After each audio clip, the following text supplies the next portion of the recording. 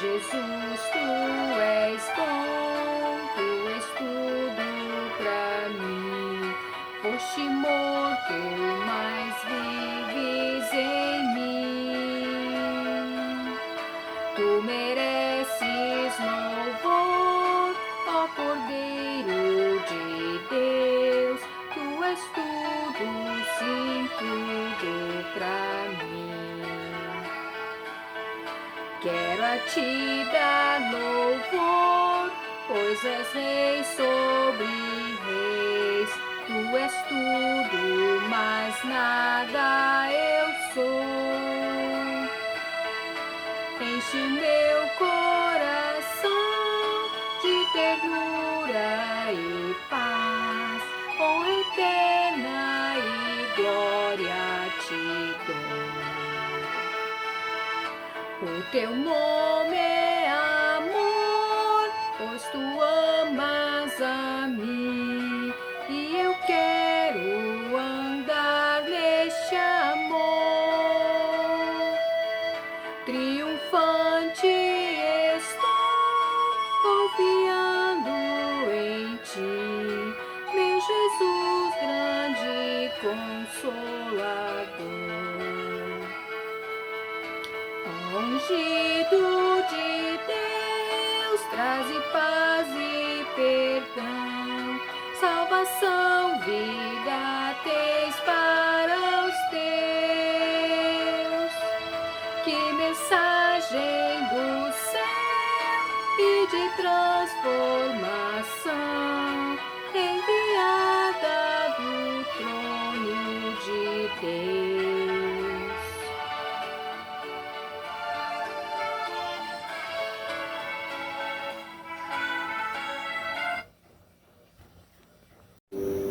Paz do Senhor Jesus, queridos amigos, queridos irmãos, tudo bem com vocês? Quero te convidar a ficar uns minutinhos aqui comigo para que a gente possa meditar numa palavra que o Senhor colocou no meu coração. Está lá no Salmo número 15, né? Salmo número 15, que fala assim: o homem de Deus. E eu já quero ler, antes de falar alguma coisa, eu já quero começar lendo aqui, que a inspiração vem da palavra de Deus, né? O ensinamento vem através da palavra de Deus. Então diz assim: Senhor, quem poderá viver no teu santuário? Quem morará no teu santo monte? Aquele que é honesto e sincero em tudo que faz, que pratica a justiça e que de coração fala a verdade. Quem não usa suas palavras para destruir outras pessoas, não prejudica de propósito o seu semelhante e não repete boatos e mexericos. Que despreza o pecador rebelde e condena abertamente o pecado, mas que respeita os que temem o Senhor, que sofre prejuízo, não deixa de cumprir a palavra. Que sofre prejuízo, mas não deixa de cumprir a palavra. Que empresta seu dinheiro aos necessitados sem cobrar juros, que recusa aceitar suborno contra uma pessoa inocente. Um homem assim permanecerá firme para sempre na presença de Deus.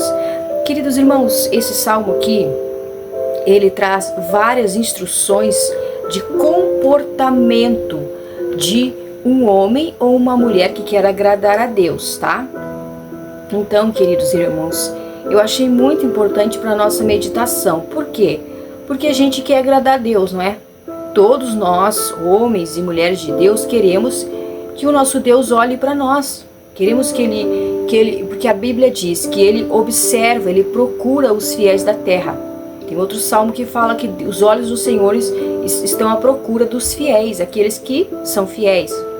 Considerado fiel a Deus aquele que se importa em agradar a Deus, aquele que quer ouvir a sua palavra, aquele que quer ouvir os seus ensinamentos, aquele que quer manter um contato com Deus. Então, queridos irmãos, aqui tem vários ensinamentos nesse salmo aqui que eu achei muito importante. Então, primeiro ele vai fazer uma pergunta, o salmista que faz uma pergunta: quem pode viver no santuário de Deus? O que é o santuário de Deus, queridos irmãos? É o lugar santo, o lugar onde Deus está, tá? Aí a gente sabe que antigamente, no passado, tinha o tabernáculo, que era onde Deus estava.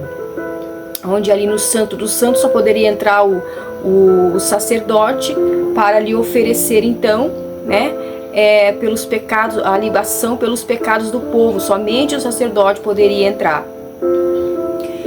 Não era qualquer um que poderia entrar.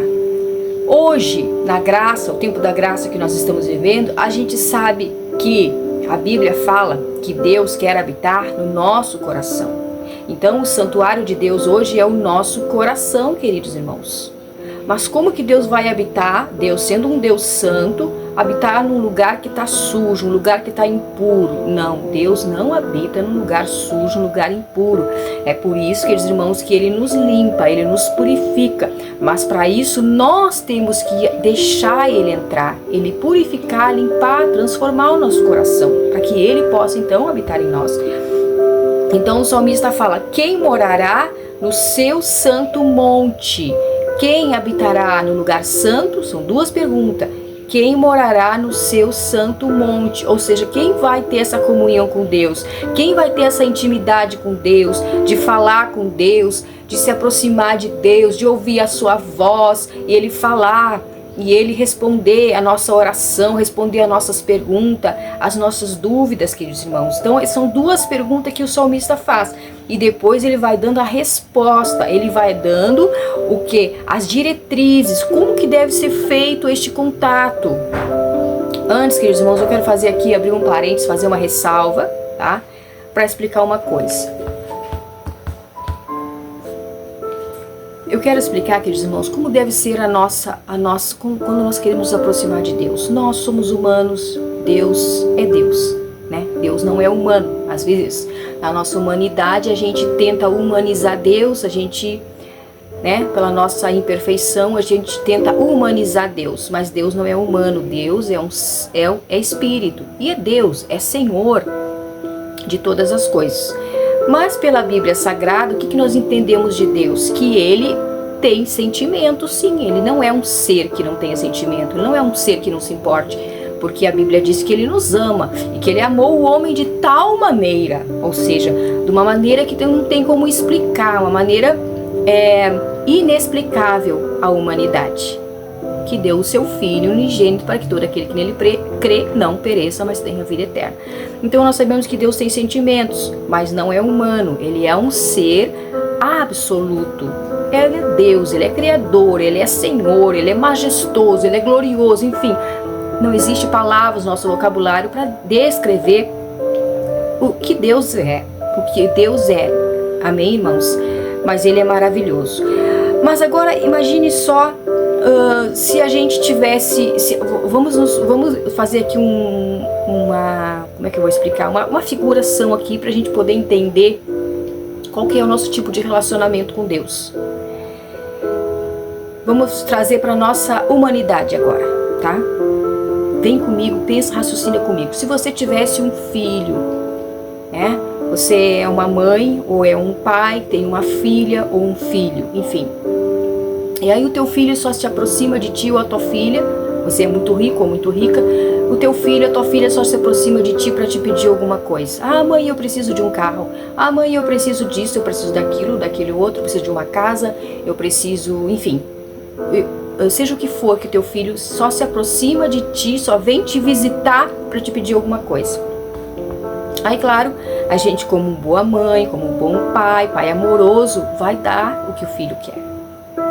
Vai dar, porque a gente fica feliz em saber que o filho está feliz, que o filho está contente, que o filho está alegre. Mas ao mesmo tempo a gente vai pensar assim: puxa vida, meu filho não me ama, a minha filha não me ama, porque ele só se aproxima de mim para me pedir alguma coisa. Ela nunca se aproxima de mim para saber como é que eu tô, para saber se eu tô bem, para conversar comigo, trocar uma ideia, né? Nunca se aproxima de mim por mim, para me dar um beijo, para me dar um abraço, para me fazer um carinho por mim, simplesmente por mim, simplesmente pela minha presença. Como que você iria se sentir se tivesse um filho assim, queridos irmãos? Então, como eu falei, não humanizando Deus, porque Deus nos conhece, Ele sabe. Mas tem pessoas que é assim, queridos irmãos. Tem pessoas que são exatamente assim, só se aproximam de Deus para pedir. Só se aproximam de Deus na oração quando tem uma necessidade. Quando não tem uma necessidade, quando não está precisando de nada, nem faz aquela oração rotineira assim, sabe? Só por um desencargo de consciência e pronto. Mas não tem aquele desejo de ficar na presença de Deus e dizer: Senhor, hoje eu vim aqui porque eu quero sentir Tua presença. Eu não quero te pedir nada, Deus. Eu só quero sentir Tua presença só. Eu só quero sentir Teu abraço na minha vida, sentir. Eu só quero conversar contigo e ouvir a Tua voz. Queridos irmãos, Deus, Ele observa, Ele nos conhece, Ele vê. Mas eu não quero me emocionar, porque senão vou perder o raciocínio. E aí, queridos irmãos, voltando para o Salmo, o que o salmista propõe para nós? As duas perguntas. Quem vai manter o contato com Deus? Quem vai estar no santuário de Deus? E agora ele vem então com os requisitos para isso. Aí no número 2 ele vai falar: aquele que é honesto e sincero em tudo que faz. Então, olha o primeiro requisito, guarda aí. Aquele que é honesto e sincero em tudo que faz. Nós vivemos num mundo, irmãos, que é totalmente contramão disso que a Bíblia ensina. De muitos padrões que a Bíblia ensina. O mundo, as pessoas naturais e até alguns que se dizem cristãos também estão contra esses padrões aqui de comportamento, esses padrões aqui essas padrões que nos levam a agir de forma correta, tá? Então aquele que é sincero e honesto, a sinceridade, a honestidade é um valor que o cristão verdadeiro deve ter, deve ser primordial, né? Um cristão, ele tem que ter honestidade em tudo, irmãos. Pagar as suas contas, né? Não viver mentindo, não viver caluniando as pessoas, não viver fofocando, falando mal, enfim, tá? Sinceridade nas suas palavras, sinceridade nas suas ações. Tudo isso é o que? Dentro do ser humano, lá no coração, lá na mente, tá? Um cristão tem que ter isso, porque é o primeiro padrão de comportamento aqui que o salmista coloca, para aqueles que querem ter a comunhão com Deus, tá? Aí depois ele vai dizer que pratica a justiça e que de coração fala a verdade. O que é a justiça, irmãos, para nós? A justiça é a palavra de Deus, irmãos. Porque a justiça deste mundo é contaminada. A justiça deste mundo não é verdadeira. A justiça deste mundo não é justa, não é absoluta. Embora o homem muitas vezes tenta fazer justiça, mas não é uma justiça plena. Mas a justiça de Deus, a palavra de Deus, ela é plena, ela é absoluta, ela é verdadeira, ela é suficiente, ela é poderosa, tá?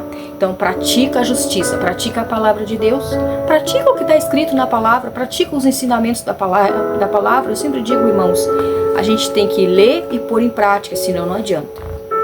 E que de coração falar a verdade. Então falar a verdade, irmãos, tem gente, tem cristão, irmãos, que quando vai falar, não consegue falar só a verdade. Sempre tem que ter uma mentirinha no meio. Então é algo que a gente tem que pensar sobre isso, queridos irmãos. Pedir ao Senhor: Senhor, limpa o meu coração. Tira a impureza, tira o que não presta, tira a mentira, tira a falsidade, tira a hipocrisia. Tira, Senhor, limpa, lava no teu sangue, me purifica, Senhor. Eu não quero nada da velha natureza em mim. A gente tem que estar sempre pedindo ao Senhor e sempre vigiando, irmãos. E mesmo assim a gente erra. Mas Deus vê a nossa intenção, o nosso esforço em fazer o melhor possível. Aí ele vai continuar aqui, ó, tá? Já vimos duas coisas. Agora a terceira, ó.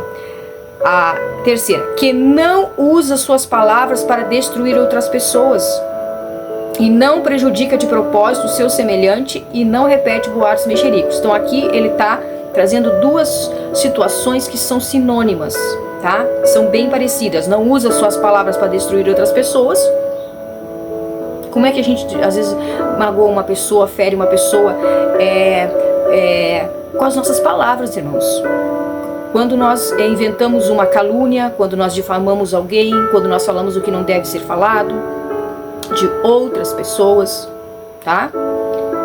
Às vezes a pessoa vai e conversa desabafando uma situação e precisando de ajuda, quando vê aquela situação já se espalhou por tudo, porque aquela pessoa que ela desabafou não foi uma pessoa, irmãos, de confiança, não foi uma pessoa digna de confiança, não foi uma pessoa sincera, mas foi falsa, foi hipócrita, foi traíra, tá? Então isso a Bíblia condena.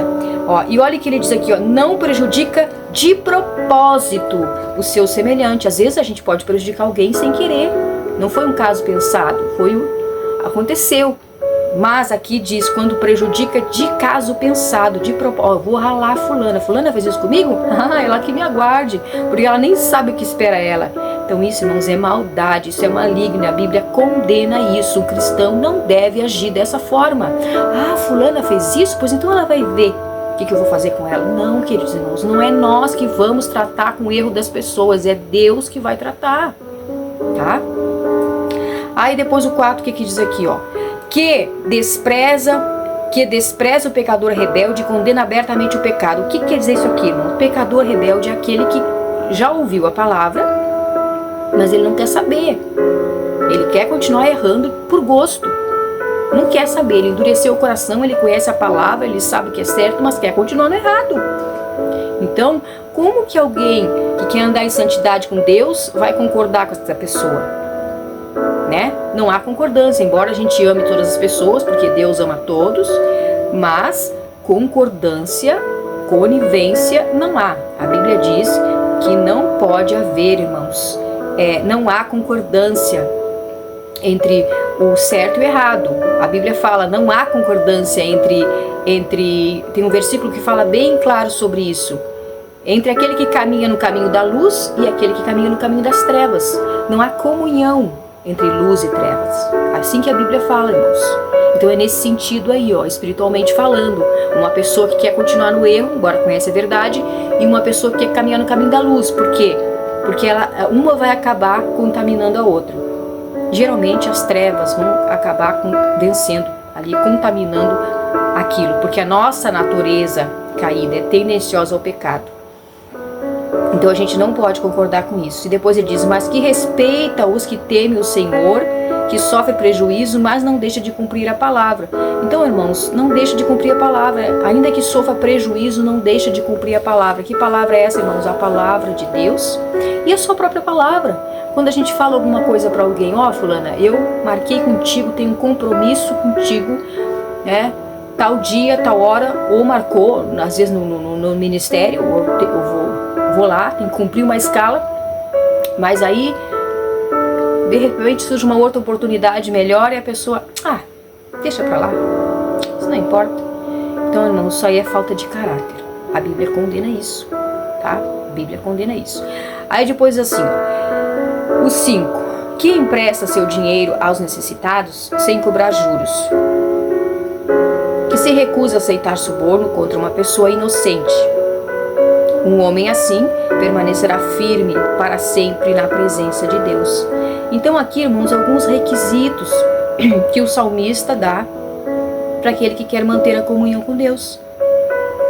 Agora, é só isso? Não, irmãos, tem mais coisa. Aqui foi um resumo, algo bem sucinto, mas isso aqui é o principal. Porque o salmista fala aquele que quer manter o contato com Deus. Então nós precisamos manter o contato com o nosso Deus, queridos irmãos. Nós precisamos sentir a presença de Deus. Nós precisamos querer nos aproximar de Deus. Nós precisamos do nosso Deus, queridos irmãos. Manter a comunhão com Ele aqui. Eu sempre digo, já tem outros vídeos aqui no canal que eu falei, como que a gente vai morar no céu se aqui a gente não quer manter a comunhão com Deus? Se aqui a gente não se importa em estar em contato com o nosso Deus? Não, queridos, nós somos diferentes. E quando nós mantemos o contato com o Senhor aqui, quando nós mantemos verdadeiramente aqui uma intimidade, obedecendo a sua palavra, queridos irmãos, automaticamente nós recebemos as bênçãos de Deus. Automaticamente Deus vai prover aquilo que a gente precisa. Não seria nem necessário a gente pedir, porque Deus já sabe o que a gente precisa, né? Mas como a Bíblia também não é contra a gente pedir, a Bíblia também diz que nós devemos pedir, A Bíblia também ensina que nós devemos pedir, né? Tem um versículo lá em Mateus que fala: pedi, pedi, dar-se-vos-á, bater, abrir-se-vos-á, buscar, encontrareis. Então, a Bíblia também nos ensina que nós podemos nos aproximar de Deus para pedir. Mas o que eu entendo que nós não devemos nos aproximar de Deus só com interesse no que Ele vai nos dar, mas também nos aproximar de Deus com interesse em sentir a sua presença, em adorar a Deus, que Ele é digno, em sentir o seu amor, sentir, trocar, irmãos, né? Trocar essa comunhão com o nosso Deus, queridos irmãos, né? Não que Deus seja humano, mas Ele é um ser que também tem sentimento. Ele é um ser que se importa conosco, que nos ama. Ele conhece a nossa humanidade? Sim. Conhece a nossa fraqueza? Sim. Conhece a nossa limitação? Sim. Ele conhece tudo sobre nós, queridos irmãos. Isso que eu acho mais lindo em Deus. Ele conhece tudo sobre nós e Ele sabe, mesmo antes da gente falar, Ele já sabe. Ele já sabe. Então, pensa sobre isso, aquela situação que tu está vivendo, aquela dificuldade. Pensa sobre isso, Deus já sabe. Se Ele está permitindo, se isso está se alongando e Deus está permitindo, quem sabe Ele não quer uma posição da tua parte, da minha parte. Quem sabe Ele não quer que façamos, que pensamos sobre como está a nossa vida com Deus, como está a nossa comunhão, se realmente temos comunhão, se realmente estamos agradando a Ele na Sua palavra, na obediência, na prática da Sua palavra. Então, queridos irmãos, Deus é maravilhoso, é maravilhoso, é maravilhoso. E a Bíblia fala de que se queixa o homem, queixe-se de seus próprios pecados. Lá em Lamentação de Jeremias eu falar. Então nós não temos que nos queixar de Deus. Deus não tem culpa das coisas ruins que acontecem com a gente. Tem muita gente que culpa Deus. Por que Deus permite isso? Deus é justo em tudo que faz. Deus é santo em tudo que faz. Ele é verdadeiro. E deixou a sua palavra para a gente se guiar por ela. Amém, irmãos? Cabe a nós a cada dia meditarmos numa porção da palavra de Deus e ver o que o Senhor quer de nós. Este salmo me chamou a atenção e eu li e pensei, vamos ver o que o Senhor vai falar comigo. Primeiramente comigo.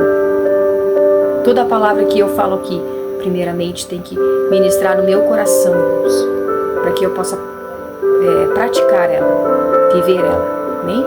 Em nome de Jesus, é só uma meditação.